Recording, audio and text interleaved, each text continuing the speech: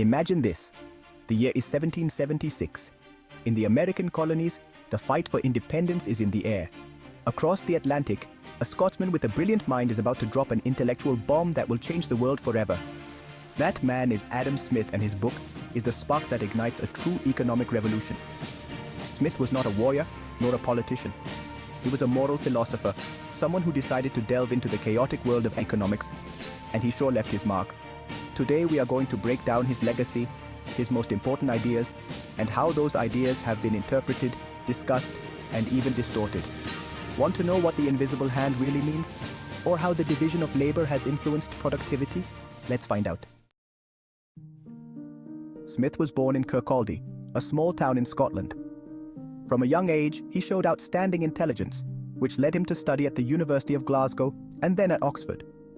It was in Scotland, where he taught moral philosophy, that he began to develop the ideas that he would later capture in. Smith was a visionary who saw beyond the restrictive policies and oppressive controls of his time.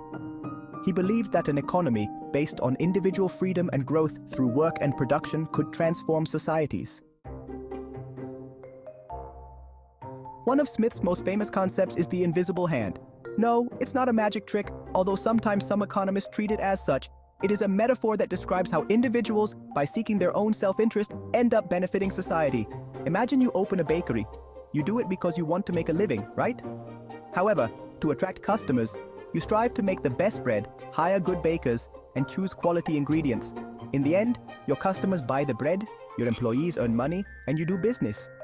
Smith observed that when people are free to act in their own self-interest, mechanisms are created that adjust supply and demand, balancing the market.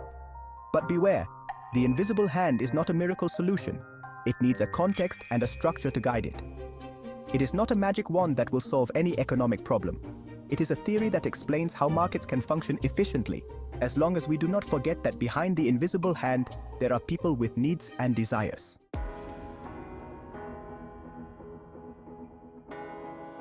Now, let's talk about a concept that has shaped the modern world: the division of labor. Smith understood that when each person specializes in a specific task, productivity skyrockets. He illustrated it with a simple but powerful example: the making of pins. If a single person tries to make a pin from start to finish, they could barely produce a few a day. But if you divide the tasks, one person stretches the wire, another cuts it, another sharpens it, production increases exponentially.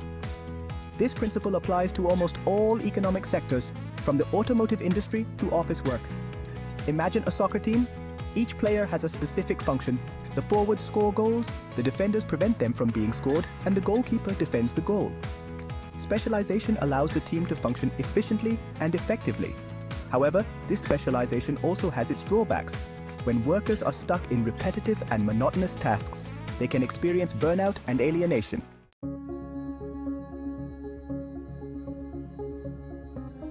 The free market and competition.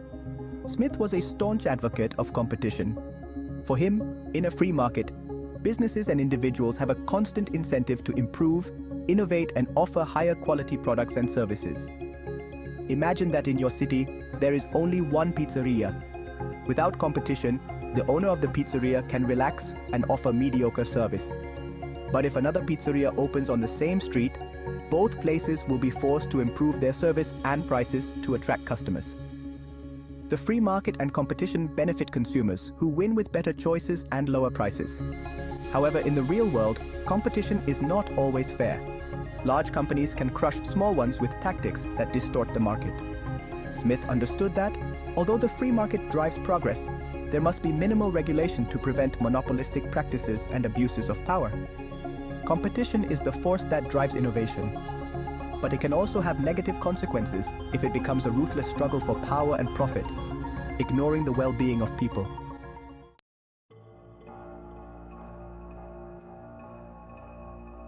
The risk of excessive intervention.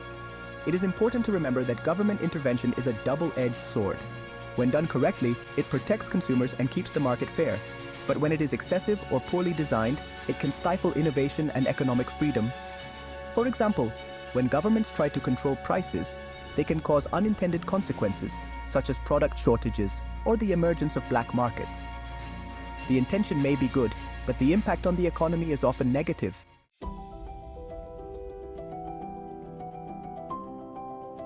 Smith's impact on the modern economy is still a landmark work in economics. Most modern economists acknowledge Smith's influence, even if they do not agree with all of his ideas. His theories on the free market have influenced economic policies for the past 2 centuries, from free market reforms in England to deregulation policies in the Reagan and Thatcher eras. However, the 21st century has posed challenges that Smith could hardly have imagined.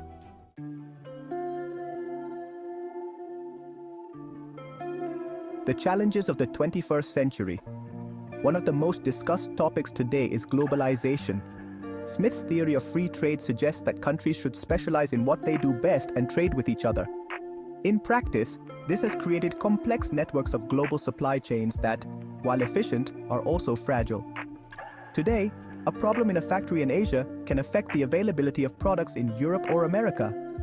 This global economic interdependence is something that Smith could not have foreseen, and today it poses unique challenges for markets and governments. Another issue is inequality. Competition and the free market have generated enormous wealth, but it has not been distributed equitably. In many countries, the gap between rich and poor continues to grow. While the free market is efficient, it is not necessarily fair. This is why some experts argue that a more active role for government is needed to correct these inequalities and prevent the concentration of wealth from jeopardizing democracy itself.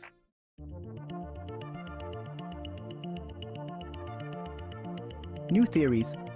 In recent years, behavioral economics has shown that human beings do not always act rationally, as Smith thought. This has led to new theories and policies that attempt to correct these market failures. Furthermore, ecological economics questions the model of infinite growth on a planet with finite resources. Problems like climate change require interventions that Smith's free market model did not contemplate.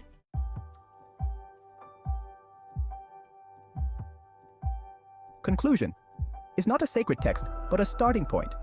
Adam Smith taught us about the importance of economic freedom, but he also let us see that this freedom must be balanced with justice, proper regulation, and a long-term vision. So what is left of Adam Smith today? A lesson on how the balance between freedom and regulation is the key to an economy that benefits everyone. I hope you enjoyed this journey through the thought of Adam Smith and his legacy. If you liked it, don't forget to like and subscribe. What do you think about government intervention in the economy? Leave me your comments so we can continue the conversation.